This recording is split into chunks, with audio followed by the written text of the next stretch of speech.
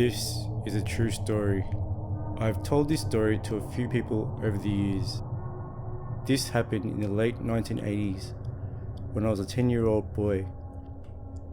The Abbotsford Convent is big and old. As well as being a convent, it also previously operated as a commercial laundry, where it had used forced labour operated by teenage girls, and also as an orphanage.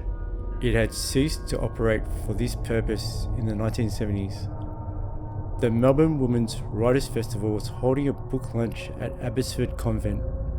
My mother had written a short book, and her book was part of this launch, and this is the reason why I was there.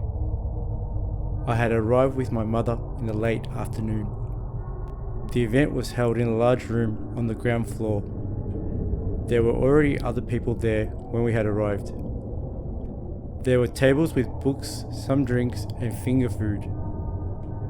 After a while, I got a bit bored hanging around with my mum, so I decided to go out into the corridor outside the room. It was a wide corridor with the staircase leading upstairs.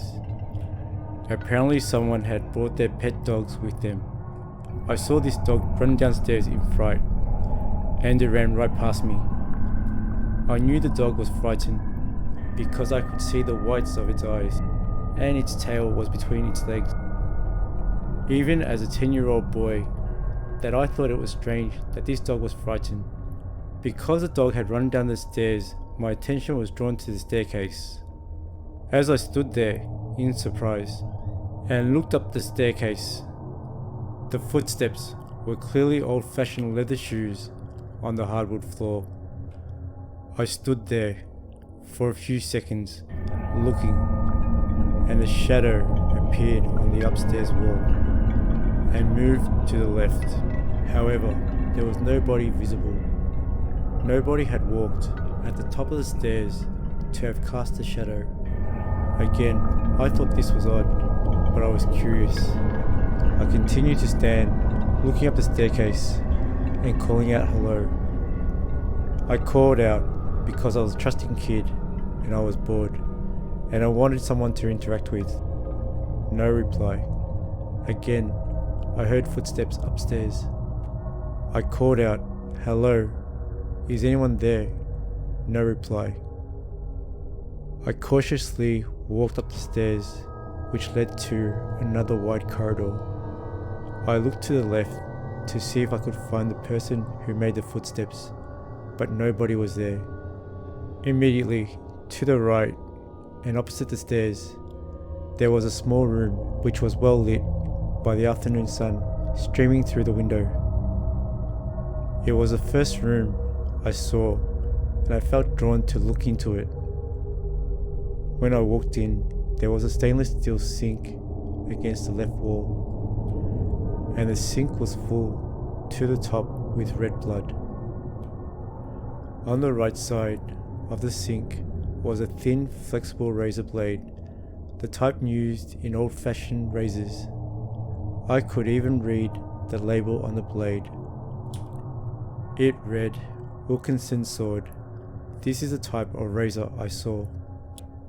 At this point, I felt sick and scared, and a feeling of desperation and misery descended upon me.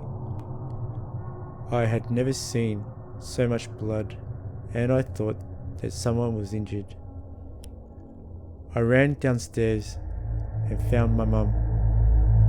I think I must have been visibly upset, and I told my mum what I had seen, and I insisted she go upstairs with me to see.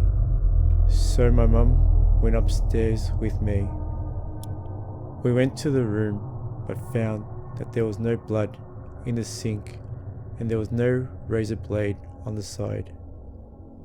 The sink was perfectly clean. The image of the blood in the sink and the razor blade is forever burnt in my memory, and the feeling is also unforgettable. For the rest of the night, I stayed with my mum in the room where the book launch was happening. I don't think we stayed as long as Mum had hoped. because I was very upset by what I had seen.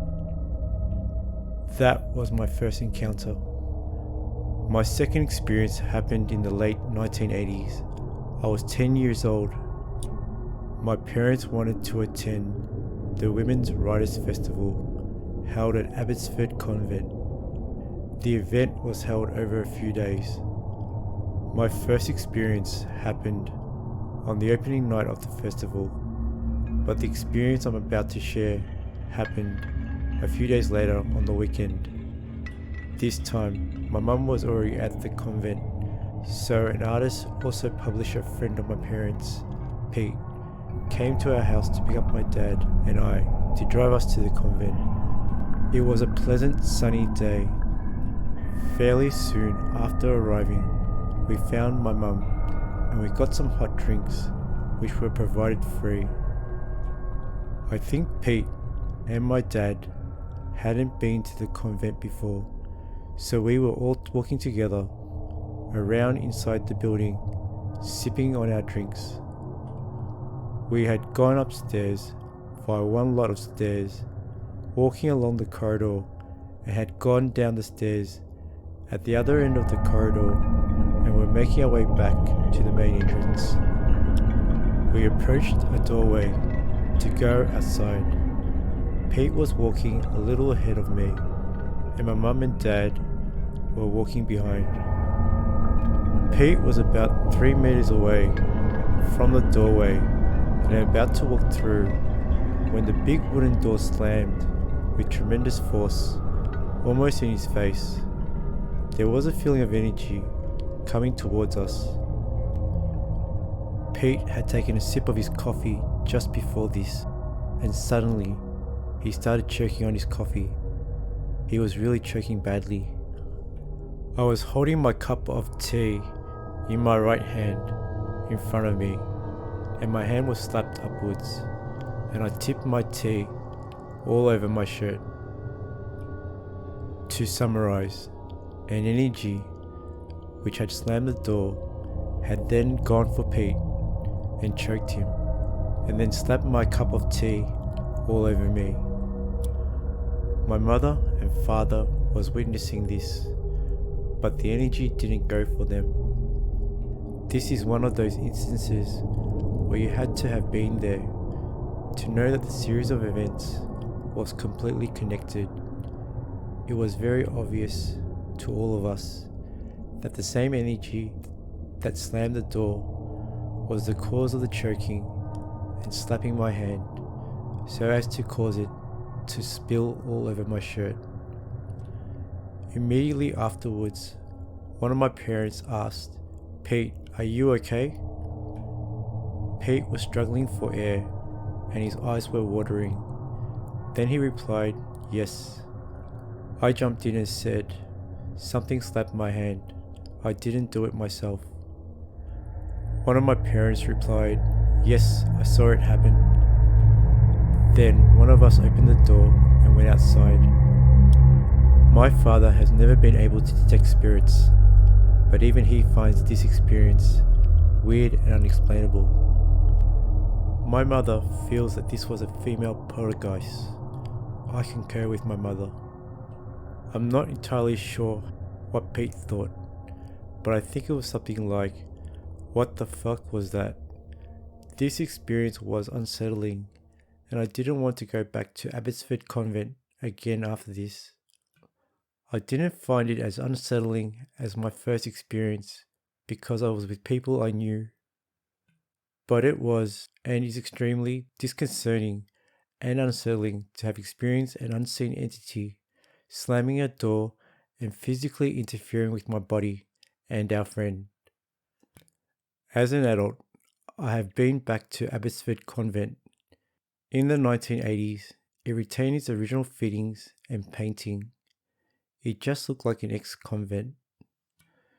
Today, it's been restored and repainted inside and has had certain parts of the convent blocked off to public access. It is now a space for artists and art exhibitions. The old laundry is unrestored and in a separate building to the main convent. When I last attended a few years ago, I didn't experience anything inside the convent, but the laundry gave off a terrible vibe and a feeling of being watched, and I didn't want to get too close.